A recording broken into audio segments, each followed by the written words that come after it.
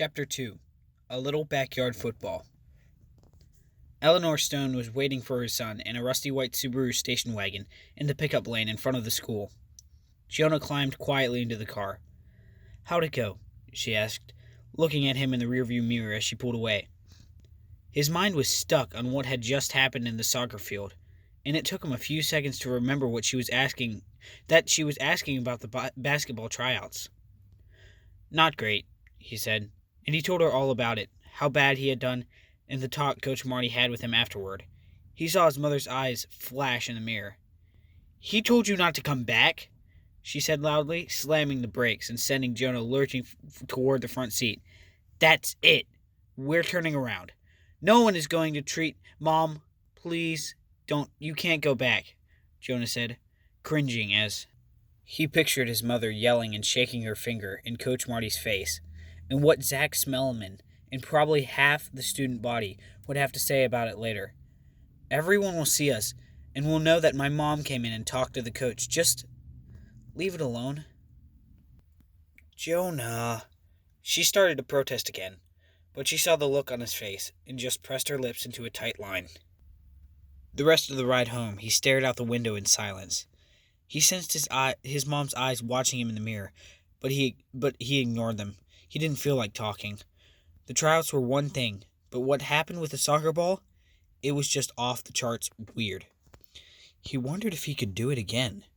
Because if he could, then maybe he could do more than just kick a soccer ball really far. His brain was telling him that it must have been a trick ball, or some kind of optical illusion. Maybe even something he only thought he saw, after not getting a good night's sleep. But he began to feel a nervous excitement, like somehow he was on the verge of something big. Then his mind continued to circle back to the awful tryout, reminding him of how much of a loser he was. Jonah needed time to think. When he got home, he immediately went to his room and locked the door behind him. Snapping on his headphones and plugging them into his portable video game player, he popped in the game and lost himself in a world of spaceships, force fields, and laser beams. After a couple hours alone in his room, Jonah was ready to talk.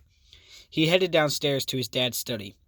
Jonah peered through the glass-pane door and saw his dad inside, back turned to him, facing one of the three massive walls of books. Books of all colors and sizes covered the walls. The desk was stacked high with... Wow, you just totally interrupted my audiobook.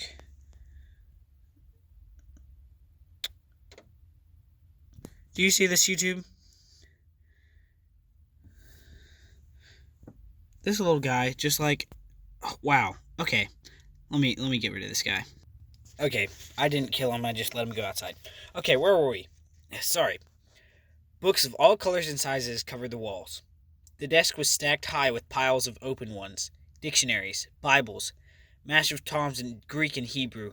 Some lay open, others were precariously balanced on top of each other in various places around the room.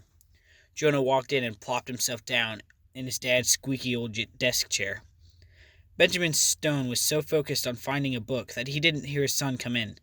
Standing on his tiptoes, he reached up for a large encyclopedia, the overhead light shining brightly off the bald spot on his head as he stretched.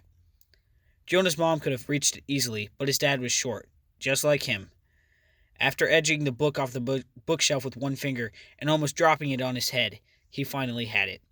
Pushing his glasses up his nose, he turned around as he searched the pages of the volume. Jonah couldn't resist. He coughed loudly.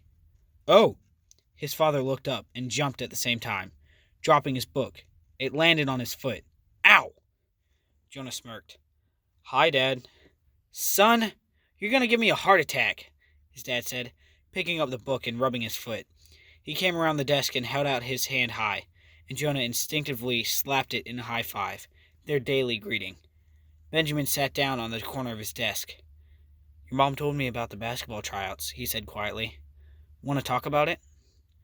Jonah shrugged and spun around in a chair, not saying anything. It was official. He was terrible at basketball. He was never going to get another chance to prove himself. What was the point of talking about it? His dad's face was mostly beard and glasses, but behind those were bright blue eyes that blinked at him softly. I guess I can't make you talk about it, Jonah, but if you decide you want to discuss it, we can do that. I know, Jonah sighed, still spinning. Then he stopped. Dad, something really, really weird happened today. At the tryout? No, said Jonah. Afterward. And you're not going to believe me when I tell you about it. Benjamin set the book down on the desk and cocked his head to the side, looking intently at his son. Try me. Jonah took a deep breath and launched rapid fire into the story. He was sure that his dad would talk some sense into him. He would explain to him how he must have been imagining things, or tell him about some other new high-tech soccer ball that just had come out. Offer some kind of explanation. His father's mouth hung open, and Jonah paused, waiting for whatever cool-headed advice his father would be sure to provide. But he didn't say a word. You don't believe me, Jonah finally said, feeling the anger well up inside him again. No, no, his dad waved his hand in the air. It's not that. It's just, well, come outside with me. Jonah followed him into the backyard. It was beginning to get dark, but there was still a little daylight left. Even though their house was small, they had a great backyard that met up with a large pond. His father walked over to the small storage shed and leaned inside, rummaging around, until he came out with something in his hands and a curious smile on his face. Here, he said, throw this. He tossed a football at him. Jonah caught it and squeezed it in his hands. To you? He asked, and cocked his arm back toward his dad. No, Benjamin said, unable now to contain the excitement in his voice. Over there. He motioned toward the other side of the water. Jonah blinked. Over there? He said. Across the pond? His dad nodded and pointed at the house in the distance. At that blue house. But Dad, what if I break a window? Don't worry about that, he said eagerly. Just throw it, as hard as you can. Jonah looked at the house. It was easily 2.5 lengths of a football field away. Spreading his fingers across the laces, he gripped the ball firmly in his right hand. He took a few steps, drew his arm back, and threw. The football took off just like the soccer balls had.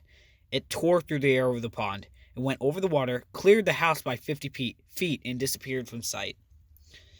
Benjamin Stone grabbed Jonah in a big bear hug as he broke into a fit of laughter. This made Jonah start to smile, and then chuckle a little. Before he knew it, they were both hugging and laughing so hard that Jonah was getting a stomachache. Amazing, Jonah, absolutely amazing, Benjamin finally said, and quickly jogged back into the storage shed. This time he pulled out 2 old baseballs and a softball. Jonah threw each of these with the same result. Each time his father said something like, wow, or incredible, or unbelievable. Finally, after they had both calmed down and Jonah's arm was starting to hurt a little, his father looked at him, now quite serious, and asked, Jonah, did anything else happen right before you did this? Did you tell me everything that you remember? Jonah thought for a minute. I prayed. Out loud, he said, because that's what you always tell me to do when things don't go the way they're supposed to. A proud smile flickered across Benjamin's lips, but he let him continue. I just asked Elohim for help. I asked him to fix it. His dad nodded his head thoughtfully. I think we should share this with your mother. The 3 of us need to have a little chat tonight. Something in his dad's voice made Jonah shiver as he walked back inside.